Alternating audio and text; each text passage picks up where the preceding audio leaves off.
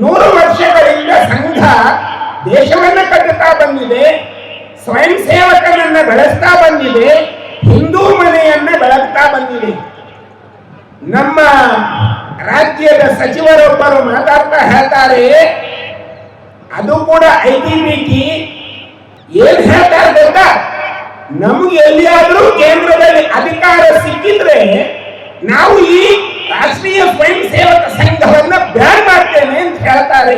ನೀವೆಲ್ಲಿಯಾದ್ರೂ question ಮಾಡಿದ್ರ, ನೀವೆಲ್ಲಿಯಾದ್ರೂ ಪ್ರಶ್ನೆ ಮಾಡಿದ್ರ, ಯಾಕೆ ಸ್ವಾಮಿ ನಿಮ್ಗೆ ತಾಕತ್ತಿಲ್ವಾ ಜೈಷೆ ಮೊಹಮ್ಮದ್ ಅನ್ನ ಬ್ಯಾನ್ ಮಾಡ್ಲಿಕ್ಕೆ?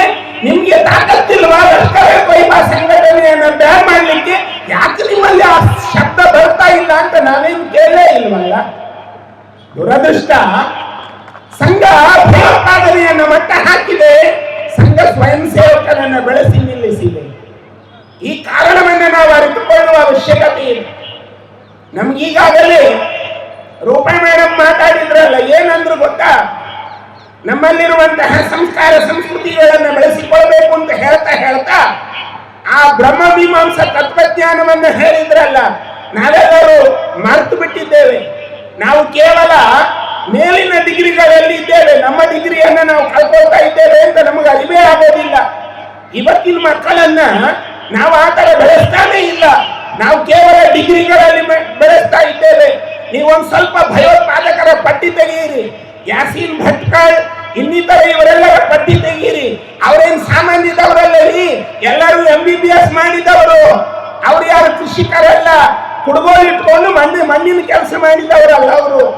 ಹಾಗಾಗಿ ಎಂತಹ ರೀತಿಯ ವ್ಯಾಸಂಗ ಸಿಗತ್ತೆ, ಎಂತಹ ರೀತಿಯ ವಿದ್ಯಾಭ್ಯಾಸ ಸಿಗತ್ತೆ ಅಂತ ಆಲೋಚನೆ ಮಾಡಿ ಈ ಕಾಲಘಟ್ಟದಲ್ಲಿ ನಮ್ಮ ಸಂಸ್ಕೃತಿಯನ್ನ, ನಮ್ಮ ಸಂಸ್ಕಾರವನ್ನ, ನಮ್ಮ ಹಿಂದೂ ಸಮಾಜದ ಧ್ಯೇಯೋದ್ದೇಶಗಳನ್ನ ನಾವು ಸಮಾಜಕ್ಕೆ ಹಂಚದಿದ್ದರೆ ನಮ್ಮಂತಹ ಅನಾಗರಿಕರು ಬೇರೆಯವರಾಗಿ ನಿಲ್ಲೋದಿಲ್ಲ. ಈ ದೃಷ್ಟಿಯಿಂದ ಸಮಾಜವನ್ನು ಕಟ್ಟಬೇಕು, ಹಿಂದೂ ಸಮಾಜವನ್ನು ಸದೃಢ ಮಾಡಬೇಕು. ಜಾತಿಯಿಂದ ವಿರಹಿತವಾಗಿ ಜಾತಿಯಲ್ಲಿರಬೇಕು, ನಮ್ಮ ಮನೆಯೊಳಗಿರಬೇಕು. ನಾನು ಮನೆಯಿಂದ ಅಂಗಳಕ್ಕೆ ಬರುವಾಗ ನಾನೊಬ್ಬ ಹಿಂದೂ ಅಂತ ಭಾವನೆ ಬರಬೇಕು ನಮ್ಮಲ್ಲಿ. ಹದಿಬದೆಯಲ್ಲಿ ನಮ್ಮವರು ಅನ್ನುವ ವ್ಯವಸ್ಥೆಯನ್ನು ಕಟ್ಟಿಕೊಂಡು ನಮ್ಮವರನ್ನೇ ಬೆಳೆಸಬೇಕು. ಇಲ್ಲ ಅಂದ್ರೆ ಏನ್ ಗೊತ್ತಾ, ಯಾರೋ ಒಬ್ಬ ಯಾಸೀನ್ ಬರ್ತಾನೆ, ಯಾರೋ ಒಬ್ಬ ಅಮೀರ್ ಬರ್ತಾನೆ, ಅವನೆಲ್ಲ ಅಲ್ಲಿ ಮನೆ ಮಾಡ್ತಾನೆ, ನಮ್ಮನ್ನೇ ನಾಳೆ ಒಕ್ಕಲೆಬ್ಬಿಸ್ತಾನೆ. ಈ ದುಸ್ಥಿತಿಯನ್ನು ತಂದುಕೊಳ್ಬಾರ್ದು, ನಾವು ಈ ಅವ್ಯವಸ್ಥೆಯನ್ನು ಸೃಷ್ಟಿ ಮಾಡಿಕೊಳ್ಬಾರ್ದು. ಇದು ನಮ್ಗೆ ಬರಬೇಕು. ಇಂತಹ ಒಂದು ಸಂದರ್ಭದಲ್ಲಿ ಸಂಘ ಮಾಡಿರುವಂತಹ ಸತ್ಕಾರ್ಯಗಳು, ಸಂಘ 6 ಘೋಷಣೆಗಳನ್ನು ಮಾಡಿದೆ. ಏನು ಹೇಳಿದೆ? ಭಾಷಾ, ಭೂಷಾ, ಭೋಜನ್, ಬ್ರಾಹ್ಮಣ್, ಭವನ್, ಜೊತೆಗೆ ನಮ್ಮಲ್ಲಿರುವಂತಹ ಈ ಸಾಮಾಜಿಕ ನೆಲೆಗಳನ್ನು ಸದೃಢ ಮಾಡಬೇಕನ್ನುವ ದೃಷ್ಟಿಯಿಂದ ಬಾಂಧವ್ಯವನ್ನು ಬೆಳೆಸಿಕೊಳ್ಳಿಕ್ಕೆ ಹೇಳಿದೆ. ಹಾಗಾಗಿ ಭಾರತ ಅನ್ನುವ ಈ ಸೌಭಾಗ್ಯದ ದೇಶದಲ್ಲಿ 5-6 ಭಾಗಗಳನ್ನು ಕೊಟ್ಟಿದೆ. ಅದೆಲ್ಲವೂ ಭಾಷಾ ಭೂಷಾ ಅಂತ ಏನು ಹೇಳ್ತೀವಿ, ಭಾಷೆ, ನಮ್ಮ ಒನಪು ವೈಯಾರಗಳು, ಅಥವಾ ನಮ್ಮ ಸಂಸ್ಕೃತಿ, ಅಥವಾ ನಮ್ಮ ಸಂಸ್ಕಾರ, ಅಥವಾ ನಮ್ಮ ಕೌಟುಂಬಿಕವಾದ ಜೀವನ ಮತ್ತು ಸಾಮರಸ್ಯದ ಜೀವನ, ಇದೆಲ್ಲವನ್ನು ಕಟ್ಟಿಕೊಂಡು ಸಮಾಜವನ್ನು ಬೆಳೆಸಬೇಕು. ಸನ್ನಿಹಿತವಾಗುವ ಕಾಲಘಟ್ಟ ಇದೆ, ಸಾಮಾನ್ಯದ್ದಲ್ಲ. ಇನ್ನೂ 10 ವರ್ಷ ನಮ್ಮ ಸಾಧನೆ ಇದೆ. ದೇಶವನ್ನ ಭವ್ಯತೆಯ ಕಡೆಗೆ ತಗೊಂಡು ಹೋಗಬೇಕಾದ್ರೆ ನಮ್ಮೊಳಗಿರುವ ರಾಜ್ಯವನ್ನ ಅದರೊಟ್ಟಿಗೆ ಸೇರಿಸಬೇಕು. ಈ ವ್ಯವಸ್ಥೆಯ ಒಳಗೆ ನಾವುಗಳು ಬೆಳೆಯಬೇಕು. ಹೀಗೆ ಬೆಳೆದ್ರೆ ಸಂಘ ಮಾಡಿರುವ ಸಾಧನೆಯ ಮಗುಲಲ್ಲಿ ನಾವು ಕೂಡ ನಮ್ಮ ತೀರ್ಥದ ಸೇವನೆಯನ್ನ ಮಾಡಿಕೊಂಡು ನಮ್ಮ ಬದುಕನ್ನು ಶಾಶ್ವತವಾಗಿ ಇಟ್ಟುಕೊಳ್ಳಬಹುದು.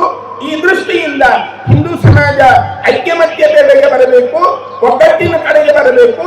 ಆ ಸಂಸ್ಕಾರ ಮತ್ತು ಸಂಸ್ಕೃತಿಯನ್ನು, ಸಂಸಾರ ಅಂತ ಒಂದು ನಮ್ಮ ಕುಟುಂಬ ಜೀವನ, ಆ ಸಂಸಾರಕ್ಕೆ ಒಂದು ತಕಾರ ಕೊಟ್ಟರೆ ಸಂಸ್ಕಾರ ಬಂತು, ಇನ್ನೊಂದು ತಕಾರ ಇಟ್ಟರೆ ಸಂಸ್ಕೃತಿ ಆಯಿತು. ಇದೆಲ್ಲದರ ಮಧ್ಯೆ ಒಂದು ಸಂಸ್ಕೃತ ಅಂತ ನಮ್ಮ ಬದುಕಿನಲ್ಲೇ ಬರುತ್ತೆ. ಈ ಎಲ್ಲ ವ್ಯವಸ್ಥೆಗಳನ್ನು ಇಟ್ಟುಕೊಂಡು ಬದುಕೋಣ. ಈ ಬದುಕು ಭವ್ಯವಾಗಲಿ.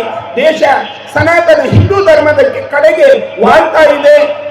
ಅಮೆರಿಕ ಅನ್ನುವಂತಹ ದೊಡ್ಡಣ್ಣನೇ ಇವತ್ತು ಟೆಂಪ್ ಇಲ್ಲದೆ ಮಲಗುವ ಸ್ಥಿತಿ ಬಂದಿದೆ. ಅದು ಭಾರತದ ತಾಕತ್ತು. ಆ ಟೆಂಪ್ನ ಟೆಂಪೇ ಹೋಗಿದೆ. ಹಾಗಾಗಿ ಈ ಟೆಂಪ್ ಹೋಗಬೇಕಾದ್ರೆ ಯಾರ್ದು ಕೊಡುಗೆ ಗೊತ್ತಾ? ಇಡೀ ಹಿಂದೂ ಸಮಾಜದ ಐಕ್ಯಮತ್ಯತೆಯ ಕೊಡುಗೆ ಇದು.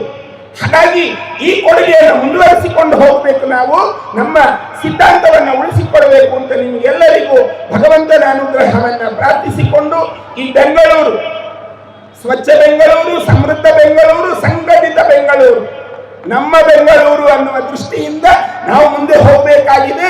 ಈ ಕೆಲಸವನ್ನ ನೀವು ಹಿಂದೂಗಳೆಲ್ಲರೂ ಮಾಡ್ತೀರಿ ಅಂತ ಭಾವಿಸಿಕೊಂಡಿದ್ದೇವೆ. ಈ ದೃಷ್ಟಿಯಿಂದ ಯುವಕರು ಸ್ವಲ್ಪ ಕಡಿಮೆ ಇರಬಹುದು, ಆದ್ರೆ ಯುವಕರು ಅರ್ಥ ಮಾಡಿಕೊಳ್ಳಬೇಕು. ನಾಳೆಯಿಂದಲೇ ನಮ್ಮ ಚಾಕಚಕ್ಯತೆಯನ್ನ, ಸೃಜನಾತ್ಮಕವಾಗಿರುವಂತಹ ಕರ್ತವ್ಯಗಳನ್ನು ನಾವು ಮಾಡುವಲ್ಲಿ ಮುನ್ನಡೆದುಕೊಂಡು ಈ ಬೆಂಗಳೂರನ್ನ ಅತ್ಯುನ್ನತ ಬೆಂಗಳೂರಾಗಿ ಉಳಿಸಿಕೊಳ್ಬೇಕೆನ್ನುವ ದೃಷ್ಟಿ ನಿಮ್ಮೆಲ್ಲರಲ್ಲಿ ಇರಲಿ ಅಂತ ಈ ಸಂದರ್ಭದಲ್ಲಿ ಹೇಳ್ತಾ, ಬೋಲೋ ಭಾರತ್ ಮಾತಾ ಕಿ